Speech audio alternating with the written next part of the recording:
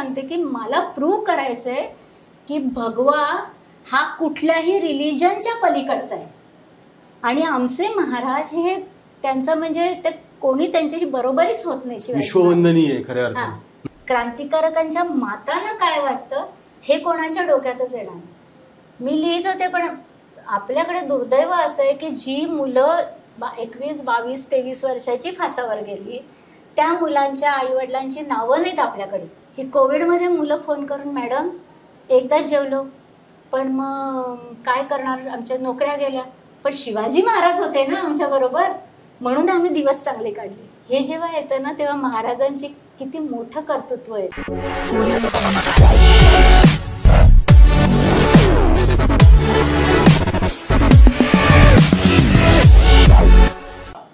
नमस्कार रसिक मित्रांनो, नमस्कार. मल्हार कम्युनिकेशन्स प्रस्तुत हॉबी डू बी डू या लोकप्रियतेचं शिखर गाठणाऱ्या आपल्या संवाद कट्ट्याच्या आजच्या अतिथी आहेत एक सृजनशील शिक्षिका, उपक्रमशील शिक्षिका, संवेदनशील कवयित्री आणि क्रिएटिव्ह अशा रायटर की ज्यांनी रूपक लिहिलेलं आहे क्रांतिकारकाच्या बाबतीमध्ये. अशा सौभाग्यवती संगीता पवार की ज्या भगीरथ शाळेमध्ये 27 वर्ष, आय रिपीट 27 वर्ष तब्बल अध्यापनाचं काम करून त्या निवृत्त झालेल्या आहेत आणि अतिशय विद्यार्थ्यांच्या आवडत्या अशा शिक्षिका आहेत. घट्ट असं नातं विद्यार्थ्यांचं शिक्षिकेशी किंवा शिक्षकाशी असायला लागतं. तर खऱ्या अर्थानं काळजातून म्हणजे कागदाच्या पलीकडे जाऊन, 4 भिंतींच्या पलीकडे जाऊन, पाठ्यपुस्तकांच्या पलीकडे जाऊन उत्तम संस्कार करणाऱ्या शिक्षिका म्हणून त्यांचा असा स्वतंत्र लौकिक आहे, ओळख आहे. तर स्वागत करूया मल्हारच्या या संवाद कट्ट्याच्या निमित्तानं शिक्षिका, साहित्यिका आणि कवयित्री, संवेदनशील मनाच्या कवयित्री असलेल्या संगीता पवार मॅडम यांचं.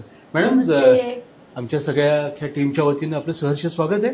धन्यवाद. मित्रांनो, आजचा आपला विषय आहे वाचाल तर वाचाल आणि लिहाल तर आनंदाल, एक तरी छंद असावा, असं आपलं ब्रीद आहे संवाद कट्ट्याचं. मॅडमला छंद आहेच, उत्तम अध्यापन कौशल्य त्यांच्यापाशी आहे आणि वाचन हे बालपणापासून त्या करत आलेल्या आहे. तर तिथूनच त्यांना आपण बोलतो करूया. मॅडम मला सांगा, पुन्हा एकदा आपलं स्वागत करतो. मॅडमची पुस्तकं पहा, म्हणजे मुखपृष्ठ मी आपल्याला दाखवीन. क्रांतिकारकांच्या संदर्भामध्ये जे रूपक मॅडमने लिहिलेलं होतं त्याचं हिंदी रूपांतर सुद्धा झालेलं आहे मित्रांनो, आणि याला उत्तम प्रतिसाद रसिकांकडनं पण मिळालेला आहे. आणि आकाशवाणीच्या माध्यमातून सुद्धा अनेक कार्यक्रम त्यांनी सादर केलेले आहेत. आणि जानकीची भेळ ह्या त्यांच्या पिताश्रींच्या कविता संग्रहामध्ये सुद्धा मॅडमच्या कवितांचा सहभाग आणि त्यांचा अंतर्भाव करण्यात आलेला आहे. तर अशा चतुरस्त्र असलेल्या विविध कौशल्यांनी म्हणजे कौशल्य ज्यांच्यापाशी आहेत अशा संगीता मॅडम आपल्याकडे आहेत. मॅडम मला सांगा, वाचाल तर वाचाल आणि शिक्षिका परत, पण आपण बालपणी काय होणार हे काही नक्की ठरलेलं नसतं नाही का, पण मुळातच वाचनाची आवड कशी निर्माण झाली? नाही, काय झालं की मी 8-9 वर्षाचे असताना माझे वडील प्रोफेसर कर्णिक म्हणून ते MJ मध्ये बायोलॉजीचे प्रोफेसर होते. अच्छा. HOD पण होते. पण त्यांना स्वतःला पण आवड होती वाचायची, तर त्यांनी कॉमिक्स लावलं. तेव्हा ते चित्र आणि त्याच्यावर ते संवाद वगैरे असे ते कॉमिक्स होतं आणि फॅन्टम वगैरे याची मराठी होते म्हणजे वेताळ. आणि मी आणि माझ्याबरोबरच माझा चुलत भाऊ होता गिरीश नावाचा. तर मी, माझे वडील आणि माझा भाऊ महिन्यातनं ते एकदाच यायचं. तर ते आम्ही ते वाचण्यासाठी इतकं म्हणजे ज्याच्या हातात येईल त्यांनी ते लपवायचं आणि त्यांनी पहिलं वाचायचं. अशी ती सुरुवात तशी झाली, म्हणजे त्या कॉमिक्स पासून सुरुवात झाली. एवढंच नाही तर ते कॉमिक्सचं इतकं वेळ की आम्ही त्याच्यातले ते डायलॉग म्हणायला लागलो. तो ओगेलबुई ओगेलबुई काय, ते फ्रेंच होता मला वाटतं लेखक. आणि पायलट शुद्धीवर ये रे ही कॉफी पी काळी वगैरे असले सगळे डायलॉग आम्ही म्हणायला लागलो. पण मग थोडं मोठं होता होता मग ते बुद्धीची हे कमी म्हणजे वाढते आणि भूक वाढायला लागली. मग ते पुरेसं वाटेना. म्हणजे ते 8वी 9वीच्या ह्यांचं म्हणजे 8वी 9वी वगैरे आल्यावर ते कॉमिक्स महिन्यातनं एकदाच. मग ते भूक वाढायला लागली. मग वडिलांना सारखं पुस्तक आणि मग असं झालं की 9वीची सुट्टी, खरं तर आमची 10वी बोर्डाची, पण पहिली म्हणजे, पण आम्हाला त्याचा तो जे सिरियसनेस होता तो काहीच नव्हता. त्यामुळे 9वीला सुट्टी लागली म्हणजे वडिलांचं डोकं खायचं की कुठल्या सुट्ट्या आल्या की वडिलांना म्हणायचं पुस्तक आणा. तर त्यांनी 9वीच्या सुट्टीत मला पहिलं जे हातात दिलं पुस्तक ते श्रीमान योगी. आणि मग तो भाऊ माझा आणि मी दोघांनी शेजारी 2 खंड होते तेव्हा. तर सकाळी 8ला जी सुरुवात केली ती रात्री 2लाच, म्हणजे खाणं पिणं सगळं पुस्तक मांडीवर आणि ते श्रीमान योगी वाचून काढले. म्हणजे त्याच्यात आमचं ताटही पडलं, मग आईचा मारही खाल्ला. आईने मात्र कुठे अडवलं नाही कधीच म्हणजे स्वयंपाक करते त्यावेळेस आमचे हे दिवस असे होते ना की मुलीनी स्वयंपाक तिला आला पाहिजे वगैरे, अशा ह्याच्यात सुद्धा आईनी स्वयंपाक कर असं किंवा मदतीला ये असं काहीच नाही, तू वाचतेस वाच. आणि मग तशी ती सुरुवात झाली. आणि मग 9वीच्या सुट्टीत इतकं शिवाजी महाराज वाचले. आणि मग नंतर मग 10वीची बोर्डाची वगैरे परीक्षा झाल्यावर मोठी सुट्टी मिळाली जरा.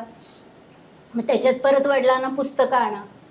तर वडील जेव्हा लायब्ररीत गेले तेव्हा त्या लायब्ररीनी विचारलं की आता मी तुमच्या मुलीला कुठली पुस्तकं देऊ, कारण हम मराठे सगळे संपलेत, नाद माधव संपलेत, रणजित देसाईंचे संपलेत, शिवाजी महाराज माझ्याकडचे सगळे संपलेत. मग वडील म्हणले जे असेल ते दे. मग मृत्युंजय वाचलं, मग बरीच म्हणजे आध्यात्मिक ज्ञानेश्वर वगैरे सगळी. म्हणजे आता मला आठवतं की माझी भावंड म्हणायची की तुम्ही दोघं ना पुस्तकं खाता नुसती, इतकं वाचन आम्ही केलं दोघांनी. मग जरा 11वी 12वी मध्ये कॉलेजच्या याच्यात थोडं कमी झालं सगळं, पण तोपर्यंत दासबोध आणि ज्ञानेश्वरी वगैरे सगळं वाचून झालं होतं. कळलं कितपत ते आता ठीक आहे त्या वयात, पण सगळं वाचून झालं होतं. आध्यात्मिक संत मंत सगळं वाचून झालं होतं. म्हणजे तो हेच तेव्हा गती खूप जास्त होती. नंतर म्हणजे असं म्हणतात की झाडं आपल्याला श्वास देतात आणि पुस्तकं आपल्याला आत्मविश्वास देतात, नाही का? तर ती अशा आयुष्याच्या सगळ्या टप्प्यावर योग्य वळणावर चांगली पुस्तकं हाताशी लागणं आणि आपल्या फॅमिलीचा सपोर्ट त्या बाबतीत असणं हे फार फार महत्वाचं, नाही का? तर बरं, बघ इथून पुढे महाविद्यालयाच्याकडे तिकडे जात असताना परत आपली काही म्हणजे जसं ऐतिहासिक असं होतं, व्यक्तिचित्रांच्या बाबतीमध्ये आपल्याला आवड होती, तसं अजून काही बदलले का? नाही, काय झालं, चेंज झालं असं? सायन्स साईडला गेले, कारण वडील सायन्स साईडला आणि थोडस ते काय त्यावेळेस ते अट्रॅक्शन होतं की भाऊ सायन्स साईडला, मग मी पण जाणार. त्याला चुलत भावाला म्हणजे त्याला इंजिनियर व्हायचं होतं, 1 महिन्याचं अंतर दोघांच्या, त्यामुळे मग मी पण त्याच्यासारखंच सायन्सला जाणार. असं ते आम्ही दोघं जण सायन्सकडे वळलो दोघं. मग ते थोडंसं कमी झालं, पण बंद नाही झालं. कुठे जेव्हा वेळ मिळेल तेव्हा ते वाचत जायचं. काहीतरी तरी वडिलांना सांगायचं की नाही मला पुस्तक हवंय. आणि मग मुख्य म्हणजे मग पुढे तर माझा विषय मॅथ्स, गणित. मग त्या वृक्ष विषयाला काहीतरी जोड पाहिजे ना. आणि इतिहास इतका डोक्यात भिनलेला होता, शिवाजी महाराज इतके भिनले होते डोक्यात, किंवा शिवाजी महाराज आणि स्वातंत्र्यवीर सावरकर हे दोघंही माझी श्रद्धास्थान. त्यामुळे ती पुस्तकं मिळाली की अभ्यास बाजूला आणि आधी ते. आणि त्या काळात असं झालं, माझे वडील अतिशय फ्री होते, त्यामुळे माझे मित्रमैत्रिणी सगळे मित्र पण यायचे घरी आमच्या. तर आमचं अशी चर्चा व्हायच्या पुस्तकांवर. आणि मग हे पुस्तक वाचलं का, ते पुस्तक वाचलं का, मग असं त्याच्यामुळे ते जास्त वाचन वाढत गेलं. आणि वडील पण ऐकायला बसायचे आणि त्यांना वेळ नसायचा तर त्यांना मी सांगायची की मी या पुस्तकात असं वाचलं, मी त्या पुस्तकात तसं वाचलं. मग त्यांनाही आवडायचं ते. मग अजून म्हणजे ते असं सगळं एकत्र आल्यामुळे संवाद चर्चा व्हायच्या, त्याच्यामुळे ते मग वाचन वाढत गेलं. एका अर्थानं साहित्य संवादच व्हायचं. असं मग ते MSc होईपर्यंत मी थोडस तसं हे झालं. नंतर मग लग्न, BEd करत होते. पण BEdला सुद्धा काय झालं की माझं लग्न झालं आणि त्याच वर्षी मी BEd करत होते. तर BEdला सुद्धा काय झालं की मला 2 प्रोफेसर असे मिळाले. एक जोशी सर होते आमचे आणि त्यांच्या मिसेस. त्यांचं इतकं अफाट वाचन होतं आणि त्यांची मुलगी सुनंदा माझ्या वर्गात होती. त्यामुळे त्या दोघांचं नॉलेज इतकं होतं. मग त्यांना सर मला तुमचं हे पुस्तक वाचायला द्या, सर ते मला वाचायला द्या, असं करत ते अवांतरी व्हायचं वाचन. त्यामुळे तिथेही खंड नाही. पुढे मग मुलगा झाल्यावर वगैरे ते जरा थोडं खंड पडत गेलं, कारण मग त्याच्या पुढे पण गंमत अशी झाली की या सगळ्या नॉलेजवर मुलाला माझ्या मग शिवाजी महाराजांच्या गोष्टी, तर मग तो झोपायचाच नाही. आई आधी शिवाजी महाराजांची गोष्ट मग पुढे सांग. मग नंतर तर माहितीच आहे की तो 5वीत असताना मग जाणता राजात तुमच्याबरोबर काम केलं, म्हणजे त्याला ते आवड निर्माण झाली सगळी. छान, म्हणजे असं ते माहोल आणि पार्श्वभूमी तयार झाली नाही छानपैकी. वैचारिक बैठक पण त्या संस्कारक्षम वयातच घडत जाते नाही का.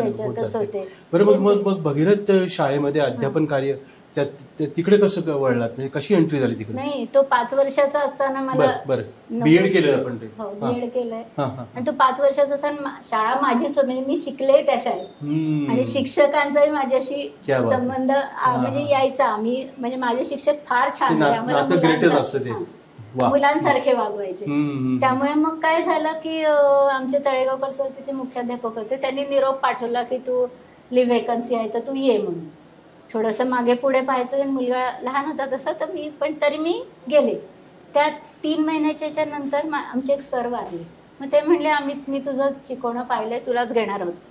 म्हणून मग मॅथ्स आणि सायन्स म्हणजे गणित शास्त्राला मला त्यांनी तिथे घेतलं आणि म्हणजे सहज एंट्री झाली माझी. पण मग त्याच्यात गणित आणि सायन्स शिकवताना सुद्धा मुलांना मजा यायला पाहिजे ना. मग शिकवता शिकवता मध्येच काहीतरी छान असं जोडायचं आणि मग काहीतरी गाणं एखादं जोडायचं किंवा काय असं करत करत शिकवलं, मुलं खुश व्हायची. किंवा मध्ये शिवाजी महाराजांना त्यांनी मग त्यांचे शिवाजी महाराज इतके हुशार माणूस होता, त्यामुळे हे आता शेतकऱ्यांचं सुद्धा मी पाहिलं ना तर मला महाराजच आठवले आधी की कसे बांध वगैरे घालायला सांगत होते. हे सगळं म्हणजे हे सुद्धा तुम्ही सायन्समध्ये सांगू शकत होतात की महाराजांनी असं केलं होतं त्यावेळेस सायन्स शिकवता शिकवता. हे सुद्धा म्हणजे हे जोडून जोडून उलट छान व्हायचं ते शिकवून.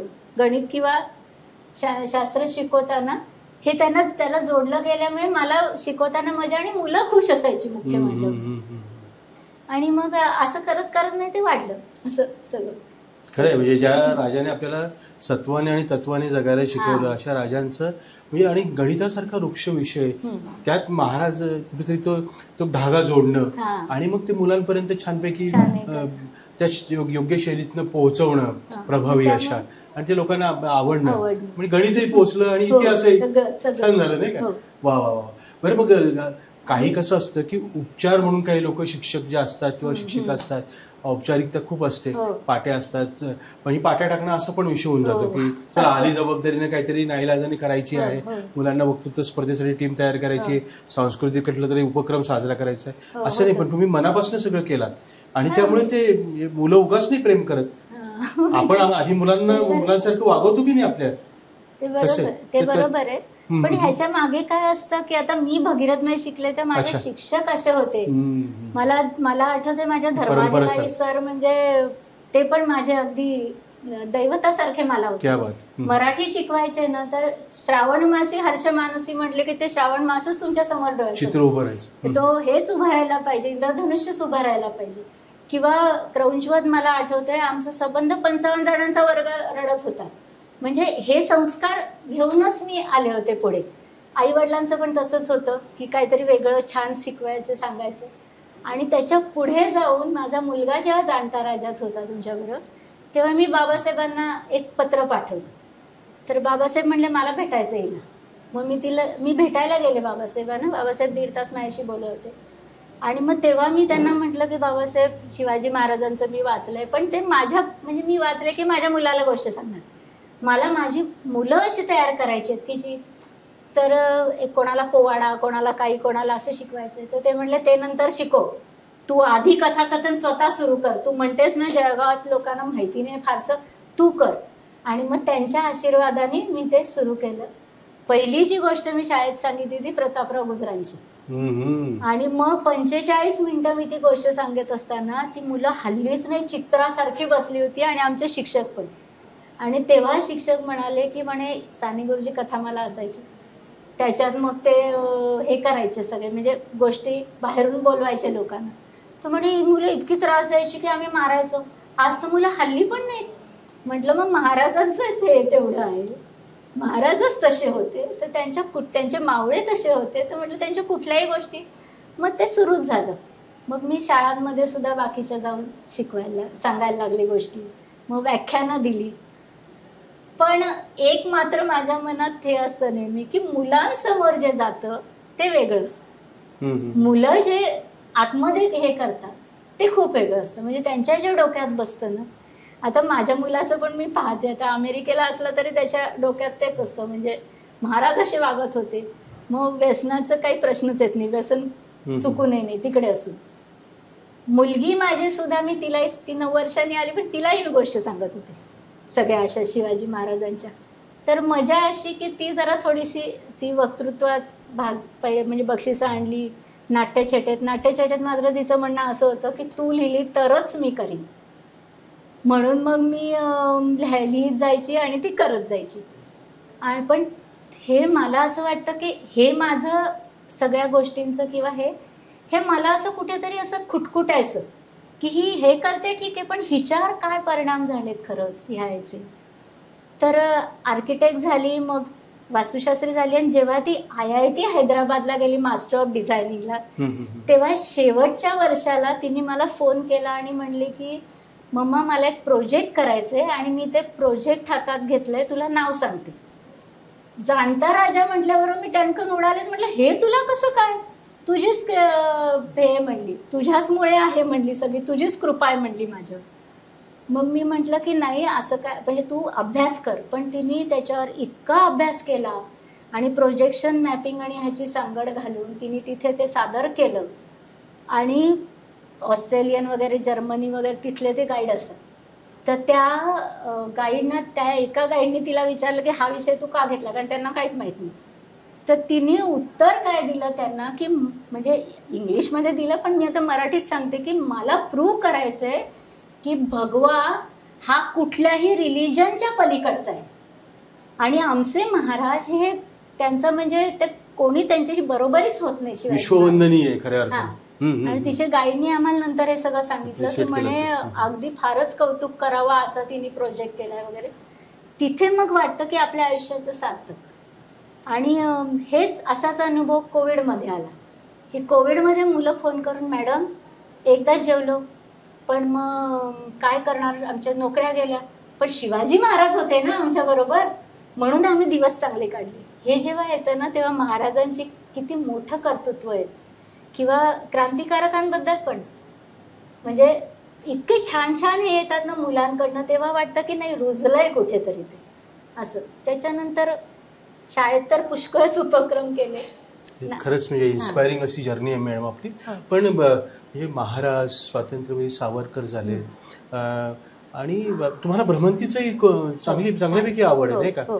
कुठं जाऊन आला पर्यंत? तर शिवाजी महाराजांचे गड पुष्कळच पाहिले, प्रतापगड पाहिलं, रायगड पाहिलं, बरं हे पाहिलं, म्हणजे गड पुष्कळच पाहिले, पुरंदरवर गेलो होतो.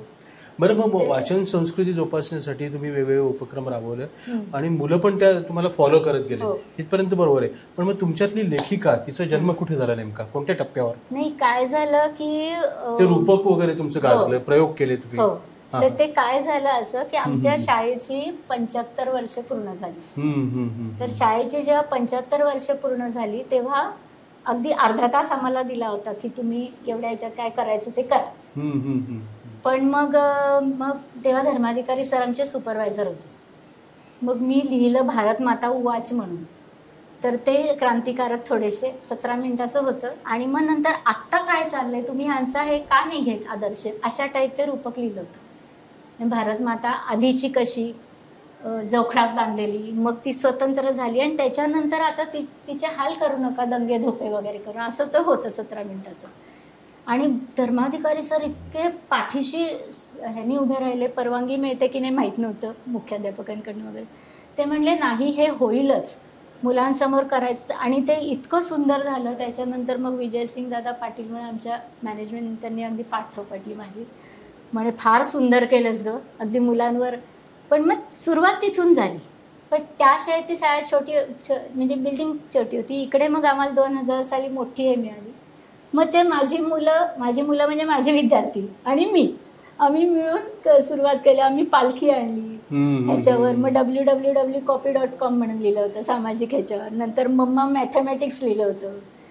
मग बॅलन्स डाएट लिहिलं होतं, तेव्हा सेमी सुरू केलं होतं, त्या मुलांना भीती वाटू नये म्हणून. मग ते बॅलन्स डाएट आणि ममा मॅथमॅटिक्स वगैरे, मॅथ सायन्सची छोटी छोटी मुलं होती माझी 5वी-6वीची, त्यांना घेऊन ह्याची शिवाजी महाराजांची तर मी दरवर्षी उभी करतच होते ह्याच्यावर. शिवाजी महाराज, एकदा आमचे मुख्याध्यापक आर्य चौधरी होते तेव्हा सर, ते म्हणाले मला की संभाजी काहीतरी विषय निघाला तर संभाजीराजांबद्दल एक शब्द बोलू नको, ते व्यसनी होते.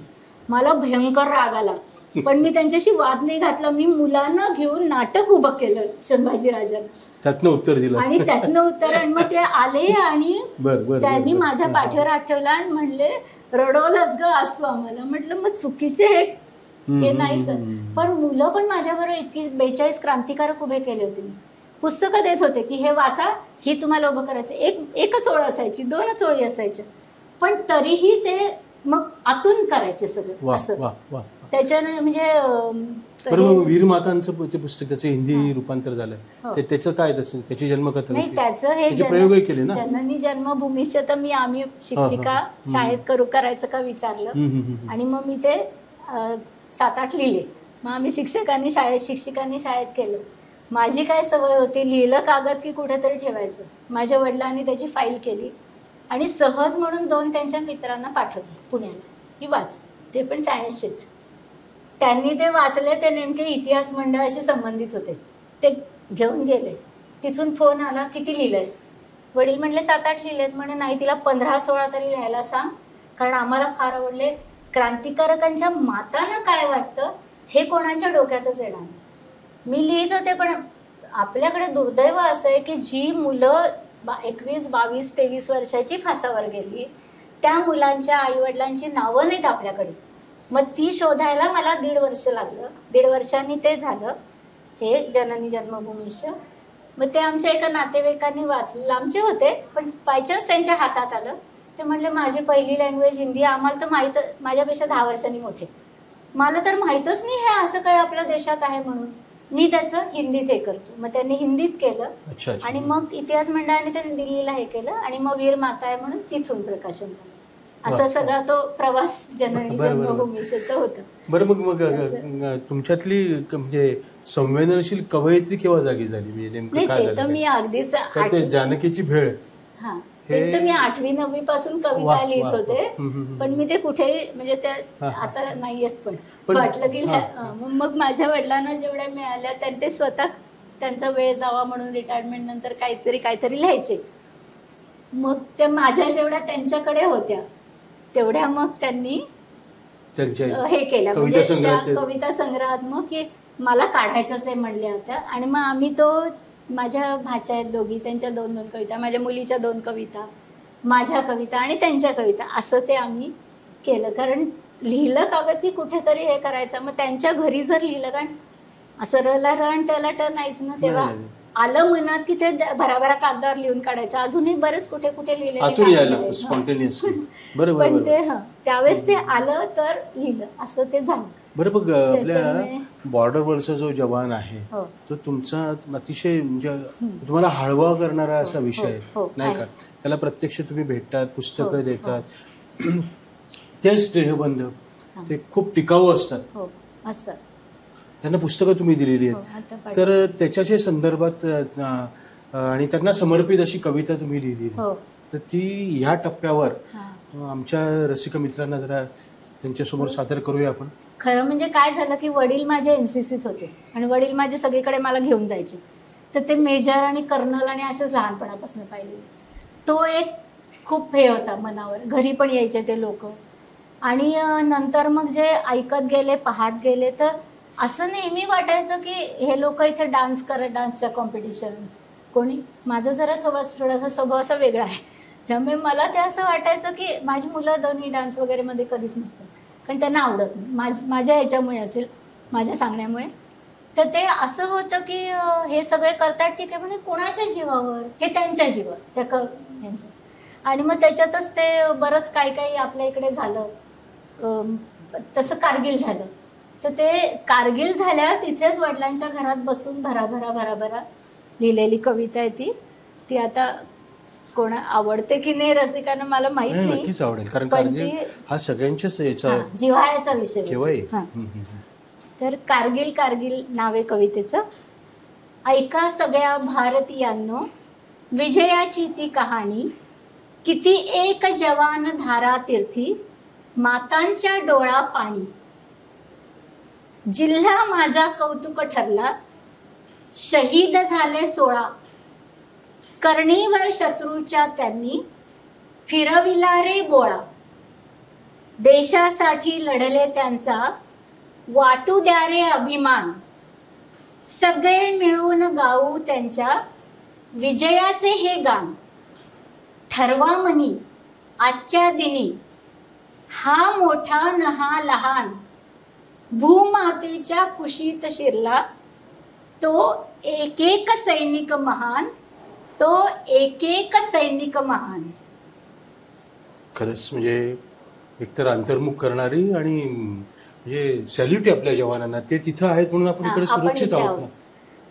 म्हणजे असं झालं की आता आम्ही आसाम अरुणाचलला गेलो होतो, तिथे ते बर्फ -4 टेम्परेचर आणि उभेत आणि धीराने धैर्याने उभेत. मग त्यांच्याशी बोलावं असं वाटलं. आपले महाराष्ट्रातले पण होते बरेचसे. मग त्या हिंदी काही प्रत्येकाला आम्ही सांगतच होतो, मी आणि माझी बहीण सुचिता दोघी थांबून सांगत होतो, सॅल्यूट करत आणि सांगत होतो की तुमच्यामुळे आम्ही आरामात आहोत, सुखात आहोत, सुखरूप आहोत. पंजाबी होते, बरेच होते, हिंदीत कधी मराठीत, असं सगळ्यांना. आणि मग सहज एक 23-24 वर्षाचा मुलगा होता, त्याला विचारलं, म्हटलं पण तुम्ही इथे उभे असता दिवसभर, तुम्हाला मनोरंजन काय आहे? तर तो म्हणला की काही नाही, आम्ही रात्री थोडा वेळ बोलू शकतो आई वडिलांशी, बाकी काहीच नाही, एकमेकांशी बोलतो तेवढंच. मग मी त्यांचे ते कर्नल मेजर वगैरे कोण असतील जवळ उभे, मी सहज त्याला विचारलं की म्हटलं मी पुस्तकं पाठवली तर हे तुम्हाला वाचायची परवानगी देतील का? तर तो म्हणला हाँ आंटी भेज दो. आणि मग म्हटला की आप राइटर हो? म्हटलं हाँ राइटर तो हूँ, पर अलग भी भेजूंगी. तर अलग भी आप पढ़ेंगे क्या? तर म्हणे हाँ पढ़ेंगे. मग म्हटलं की मी तुम्हाला पाठवीन वेगळ्या प्रकारची. तर तो म्हणला मला पटकन की तिथे -10 टेम्परेचरमध्ये काही उभेत, त्यांना मानसिक खूप ताण येतो. मग म्हटलं मी तुम्हाला पाठवीन. मी मागे पाठवली पुस्तकं त्यांना, 45 एक आधी पाठवली, आता 25 एक पाठवली, थोडी करून पाठवीन, जसं मला वाटेल की त्यांच्यासाठी आहेत. शिवाजी महाराजांची पण बरीच पाठवली. तर हे कसं आहे की ते तिथे उभे आम्ही बघून आलो बर्फात. आपण थरथर कापतो, आपण हे घालतो अंगावर कपडे, सगळं ते स्वेटर बिटर सगळं हातात पायात सगळीकडे असतं. ते मात्र तिथे अगदी दिवस रात्र उभे. ते पाहून जरा असं वाटतं की नाही, कोट करून उभे असतात. आणि -10 टेम्परेचर मध्ये काय गंमत नाही ना. म्हणून मग म्हटलं की नाही, आपण आता त्यांच्यासाठी काहीतरी केलंच पाहिजे.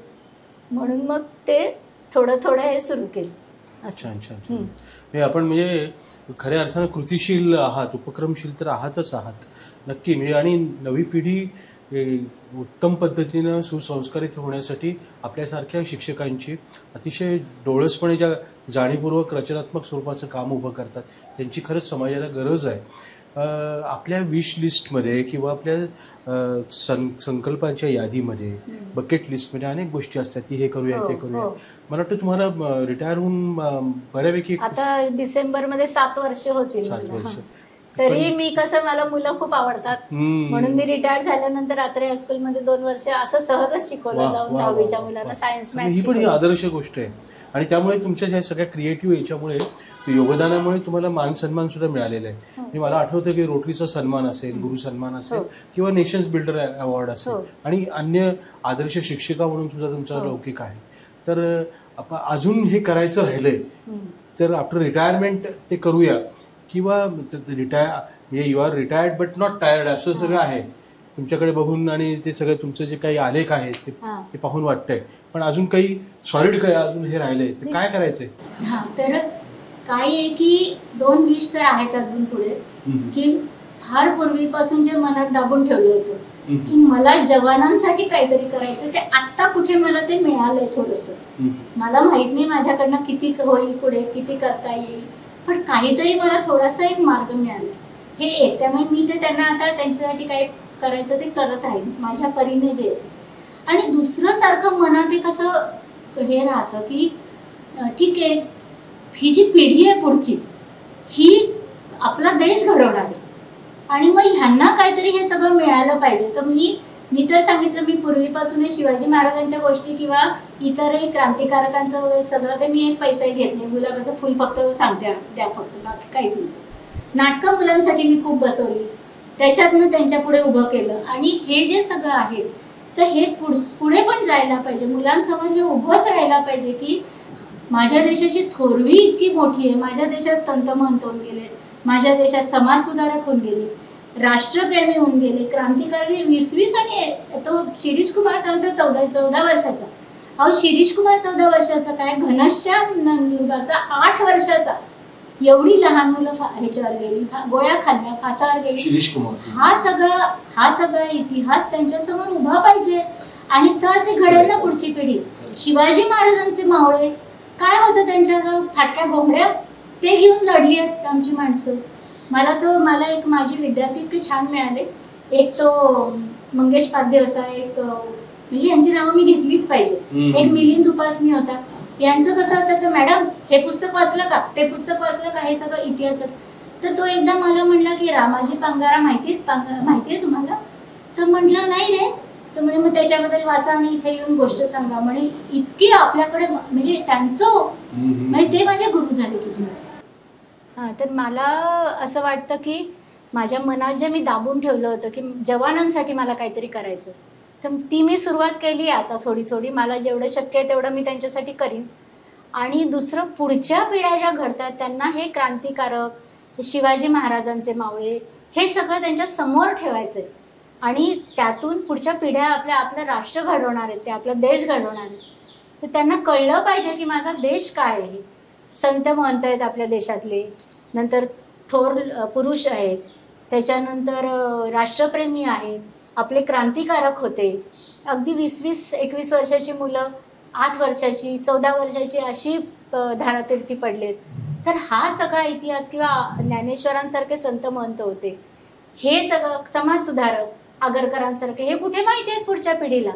तर हे माहिती व्हावं म्हणून मी आता गोष्टी सांगायला शाळेत जावं आणि त्या मुलांपुढे हे सगळं थोडं ठेवावं असं सारखं मला वाटत असतं. आणि मला मी कधी आर्थिक हे विचार केलाच नाही. एक गुलाबाच्या फुलावर मी पूर्वीपासून गोष्ट सांगत होते, तसं मी सुरू केले. आता हे सगळं मी एकटीनेच करायचं का, तर मला असं वाटतं की एक टीम तयार व्हावी आणि आम्ही सगळ्यांनी, आपली जी टीम व्हावी त्या सगळ्यांनीच असं सांगावं की शाळेमध्ये जाऊन आणि तरच या पुढच्या पिढ्या चांगल्या घडतील. तर ह्याच्यात गंमत अशी की माझे 2 विद्यार्थी होते, मिलिंद उपासनी आणि एक मंगेश पाध्ये म्हणून. हे माझे गुरु झाले होते. म्हणजे मॅडम तुम्ही ही पुस्तकं वाचलीत का, हे मुलांना गोष्टी सांगा, ते वाचलत का, ती मुलांना गोष्ट सांगा, असं सांगायचे. दुसरा एक योगेश पाटील नावाचा, तो दिव्यांग आहे पण तो सिंगर आहे. तर तो फक्त शूरवीरांचीच गाणी म्हणणार आणि माझी गोष्ट असली की माझ्यानंतर तो गाणं म्हणणारच. म्हणजे आमची दोघांची एक टीम अशी छान होती. त्यामुळे तो हे पडतो, समोरच्यांवर खूप छान असा प्रभाव पडतो. ह्या गोष्टी समाजात व्हायला पाहिजे. म्हणजे हेच मी माझ्या मुलीलाही सांगितलं की तू प्रोजेक्शन मॅपिंग करते तेव्हा हे समोर ठेव की पुढची पिढी ज्याच्यातनं घडेल. असं एक उद्देश आहे. तर बघूया कितपत साध्य होतोय. Thank you, big thank you. तर रसिक मित्रांनो, आपल्या समवेत आपल्या संवाद कट्ट्यावर आजच्या अतिथी ज्या होत्या, एक आदर्श, त्यांनी अख्खं त्यांचं जीवनच एक आदर्श वस्तुपाठ असा आहे. आणि सगळ्यात महत्त्वाचं, त्या संवेदनशील कवयित्री आहे, साहित्यिक आहेत आणि गोष्ट सांगणाऱ्या मॅडम म्हणून त्यांचं लौकिक आहेतच आहे. एक गणितासारखा वृक्ष विषय ज्या पद्धतीने त्यांनी शिकवला आहे आणि आत्ता निवृत्तीनंतरचा 7 वर्षांच्या या कालखंडामध्ये सुद्धा त्यांनी उपक्रम करायचं थांबवलं नाही आहे. तर अतिशय गतीनं त्यांच्या मनातल्या ज्या काही गोष्टी आहेत, अजूनही काही जे संकल्प आहेत ते पूर्ण करण्यासाठी त्या प्रयत्नांची पराकाष्ठा ही करतायत आणि नक्कीच यशाचं चांदणं त्यांना गवसणार आहे. मी तशी आपल्या समस्त मल्हार टीमच्या वतीनं तशी ह्या ठिकाणी त्यांना शुभेच्छा देतो, शुभकामना व्यक्त करतो. आणि मॅडम, आपण आलात, शारदीय नवरात्रोत्सवाचं पर्व सध्या चालू आहे. आदिशक्ती स्त्री शक्तीचा जागर आपण करतोय. या निमित्ताने सुद्धा आमच्या रसिक मित्रांच्या भेटीला तुम्ही या संवाद कट्ट्यावर आलेला आहात. पुन्हा एकदा आपल्या मनस्वी आभार. धन्यवाद. धन्यवाद. धन्यवाद. नमस्कार.